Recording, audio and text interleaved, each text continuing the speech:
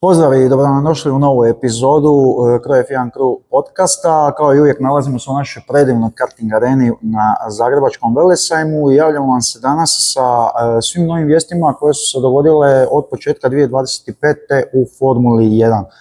Kao što znate, prošli put u prošloj epizodi smo radili rankiranje svih momčarskih parova ili ti momčarskih line-upova po našem skromnom mišljenju, a sad ćemo vam doći sa novim vijestima, pa krenimo kronološki. I prva stvar koja se dogodila od početka godine, i to je ono napokon što smo svi iščekivali, Hamilton u Ferrariju. Sletio je, došao je u Maranello, odvozio je probne vožnje, odvozio, kolega se dere iza kamere,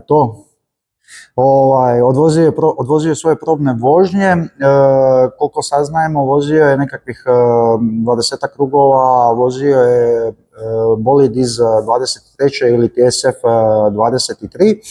I po inicijalnim saznanjima koje su dolazili, po vijestima koje su dolazili iz Maranella je da je Hamilton osjećao se dobro u bolidu, ali je imao mali problema sa položajem kočnice ili točno pedale kočnice.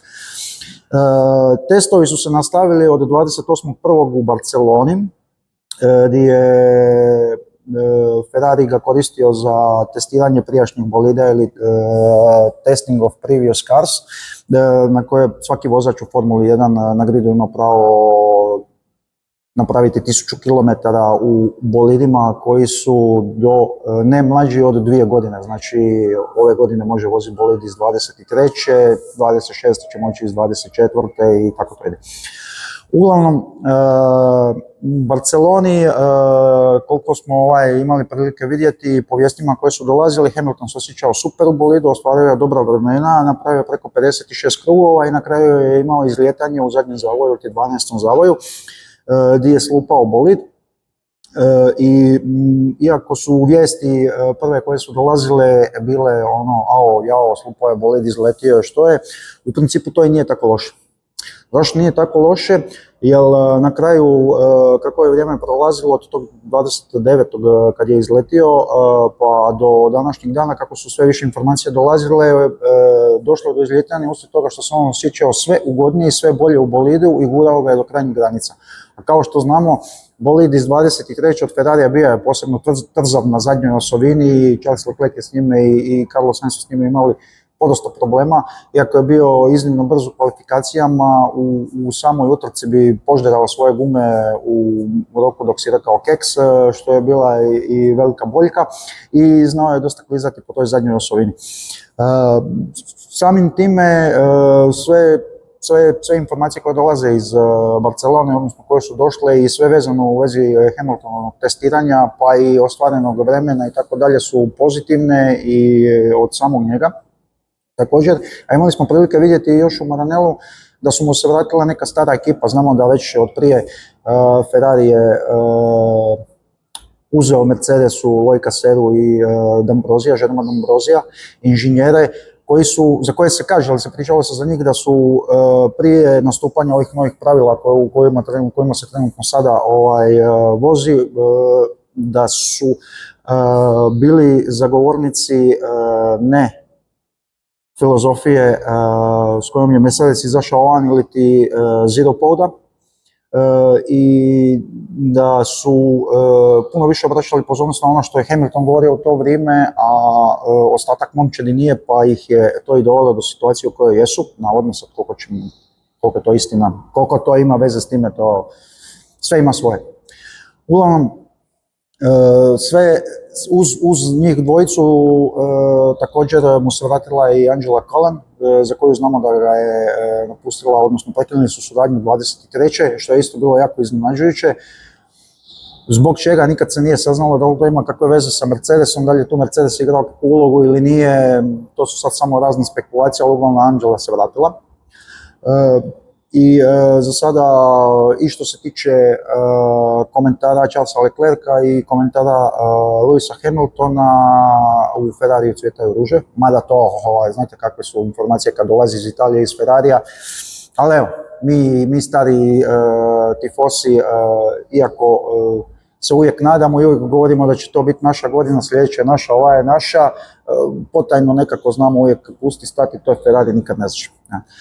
Pa samim time su izašle zadnje vijesti isto iz Ferrarijevog tabora da je trenutni bolid za 25. barem po njihovim testiranjima u simulatoru pokazao se do sekundu brži naspram prošlogodišnjeg bolida ili ti SF24, a i dobili smo vijest da će se novi bolid zvati SF25, znači samo nastavlja se.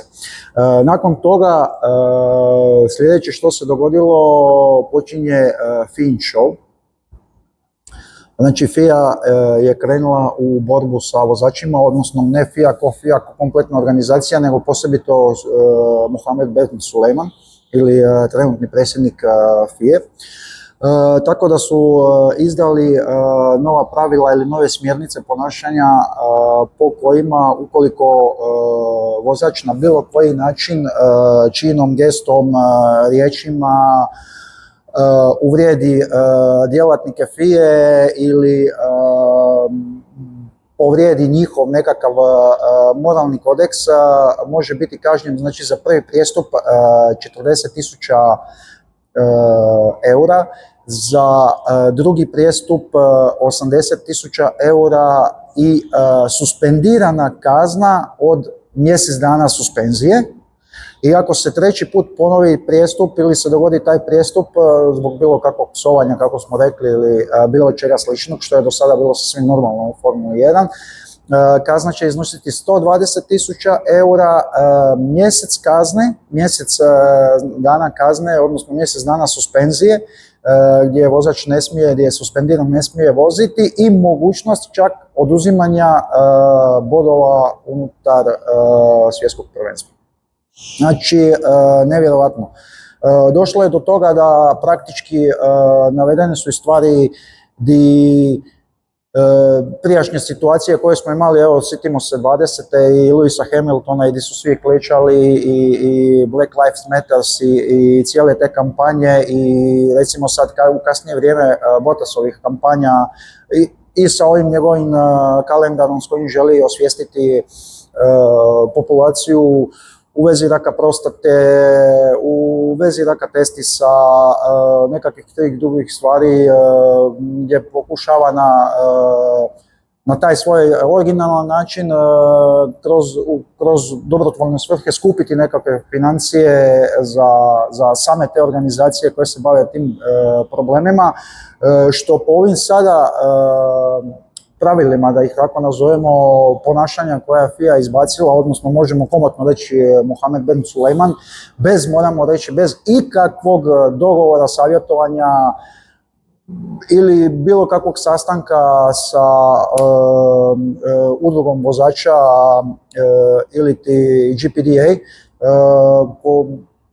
koja je izdala pismo već zadnji put prošle godine vezano za nekakve kazne koje su se dijelile i način na koji se odnosi prema vozačima kao prema djeci, a ne kao prema odraslim ljudima i tako dalje.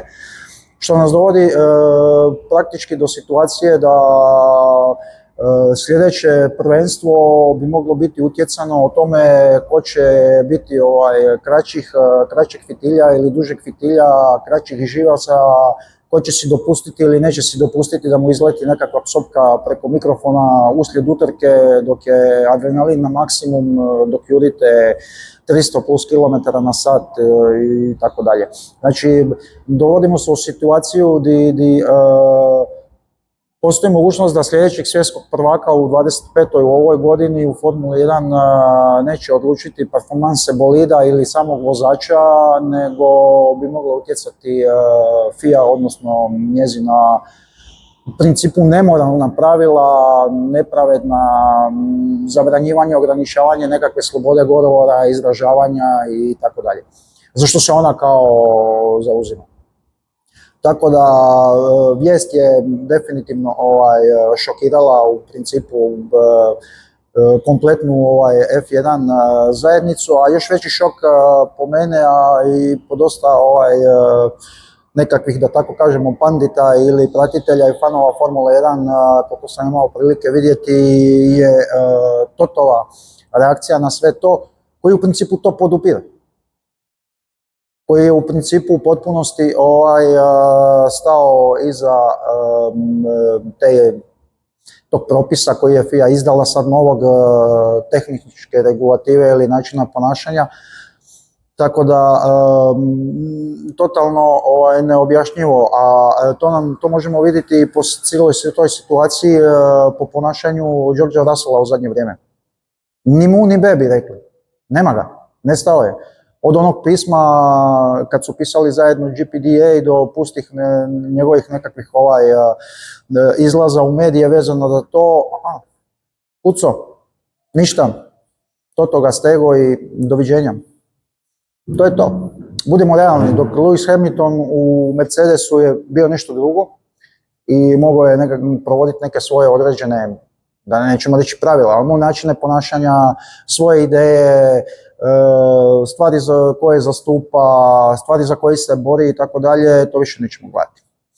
A ukoliko dođe do situacije da neki vozač želi to napraviti u trenutnoj situaciji po ovim pravilima sada, bit će kažnjen. I mogao bi biti kažnjen čak do toga da mu budu oduzeti, da dobije mjesec dana suspenzije vožnje i da mu budu oduzeti bodovi unutar samog prvenstva. Nevjerojatno stvarno što se svega toga tiče. A jedini plus koji je došao od FIA, možemo reći, barem što se nas tiče, je da Johnny Herbert više nije steward u FIA, što je, mislim, po meni bio toliko dugo oksimoron, jer kako može neka medijska ličnost i pandit, novinar, koji ima neko svoje mišljenje, ima neke svoje preferencije prema nekome, privrženje prema nekom timu, vozaču ili nečemu, s druge strane biti sudac i reći da je u potpunosti neovisan. Znači, to nismo imali u principu nikako do sada, tako da, ajde, taj potez nije loš i možemo, pozdraviti barem jedan što se toga tiče. Još najveća promjena koja se dogodila sad u zadnje vrijeme, koju moramo pričati, a to je da je došlo do promjene u tehničkoj regulativi ili u tehničkoj direktivi broj 18, točnije tehničko pravilo koje se odnosi na fleksibilnost prednjeg krila. Znamo da prošle godine je bilo puno priče u vezi aerodinamičke fleksibilnosti komponentni na bolidu. Vidjeli smo da je McLaren definitivno bio predvodnik u tome, iako je nakon Bakua njegova inovacija sa zadnjim krilom i onim mini DRS-om koji je dobijao sa fleksibilnošću bila u potpunosti kažnjena i morali su je maknuti. Što se tiče fleksibilnosti prednjeg krila, FIA nije izlazila sa nikakvim tehničkim promjenama tehničkih pravila ili direktiva vezani za to i nekako se mislilo da u principu, s obzirom da ulazimo u zadnju godinu ovih pravila po kojim će se voziti od 26. nam dolaze kompletno novi bolidi, kompletno nova tehnička pravila, bilo sa aerodinamičke i sa strane motora. Smatralo se da će možda pustiti, pa ajde sad to je to, da neće mijenjati, pa i onako od 26. ide su kompletno nove bolide i s obzirom da je zadnja godina prije promjene da neće timovi uopće ulagati, odnosno neće se fokusirati toliko u razvoj trenutnog bolida i njegovu neku novu evoluciju s obzirom da mu je zadnja godina, nego će se više bazirati na 26. i okrenut će se svim snagama prema 26. jer tu svi kreću od nule u principu. To je bilo praktički do prije par tjedana tako, dok FIA opet nije izletila, znači sa promjenom već prije spomenute tehničke direktive broj 18, gdje je u potpunosti došla na kraj fleksibilnim komponentama, odnosno doveli su promjenu pravila, smanjili su mogućnost na već prijašnjim točkama, što je značajno. Znači FIA je mjerila fleksibilnost određene komponente, u ovom slučaju prednjeg krila, na određenim točkama krila koje su bila prije određena i tu se stavljala određena težina i ta komponenta na krilu ili taj dio nije se smio savinuti u jednu ili u drugu stranu više od 15 mm. Glavna promjena je sada došla do toga da FIA je smanjila taj prag sa 15 na 10 mm i izbrisala je točke na kojima će se mjeriti, što želi reći da može na bilo kojem dijelu prednjeg krila s bilo koje strane mjeriti s tom određenom težinom gdje ne smije komponenta se savinuti više od 10 mm. Tako da iznenađenje za sve timove. Zašto? Jer kao što znamo za 3 tjedna praktički smo u testiranju u Bahreinu. Komponente bolida, kao što već znamo, Red Bull je sa svojim prednjim krilom prošao crash test. Znači da je nakon 24. i nakon što je zaostajao najviše za McLarenom i Mercedesom koji su prednjačili u razvoju fleksibilnosti tog prednjeg krila i najviše od njega profitirali, nakon njih onda Ferrari pa tek onda Red Bull, je, oprostite na izrazu, totalno popizdio. Pa kako tad to može FIA? Jer očito se dogodilo to da je Red Bull uložio značajnu količinu novca koji ima raspoloživi za razvoj, znate da smo kod Skepu, da bi razvio to prednje fleksibilno krilo i sad ga ne može koristiti, odnosno može ga koristiti jer FIA je opet tu napravila, da kažemo, nekakav dala je šansu timovima da ta tehnička promjena neće doći sad od prve utrke, nego tek od 9. utrke od Španjolske. Znači praktički u trećinu sezone ili 8 utrka prvih moći će se koristiti sva prednja krila od bilo kojeg tima koji ih je razvio i koliko god je išao u tom smislu da ga razvije, da bude što fleksibilnije. Morat će mijenjati plan, što opet sve timove u principu usporava, jer oduzima im značajan dio i vremena, a samim time i sredstava koji bi možda trebali uložiti ili bi su planirali uložiti u razvoj bolida za 26. a sad ćemo raditi promjene na bolidu koji nije već gotov, za kojeg su mislili da su već završili sve određene komponente.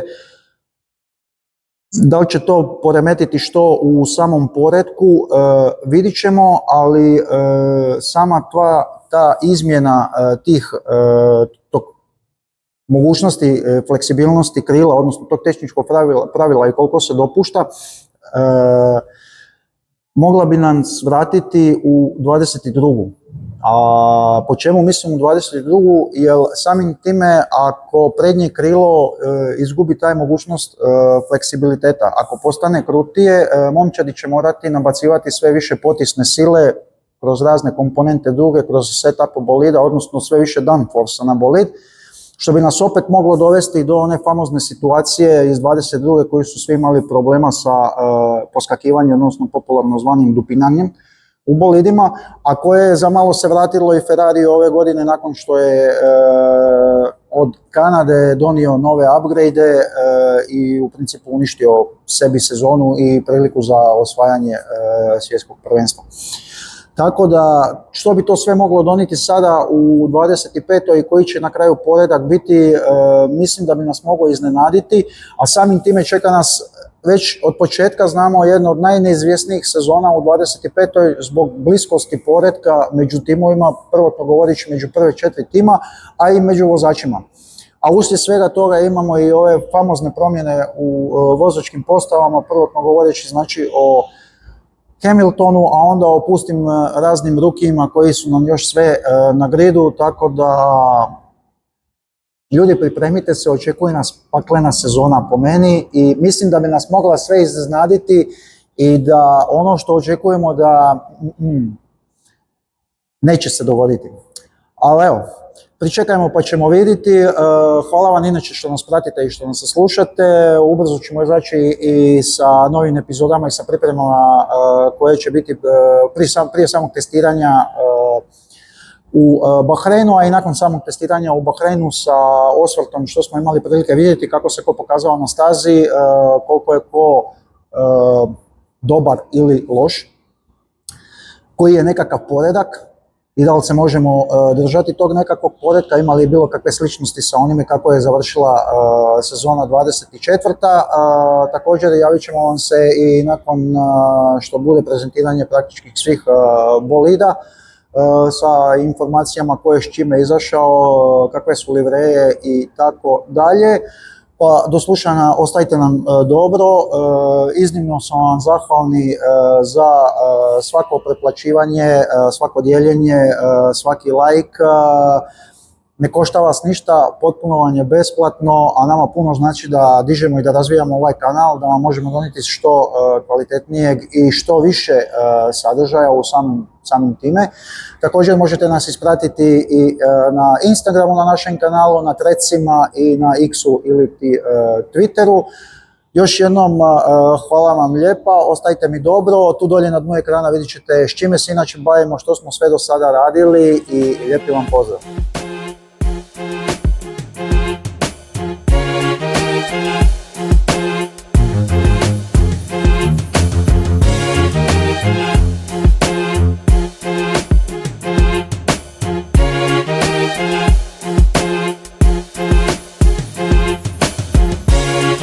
Yeah.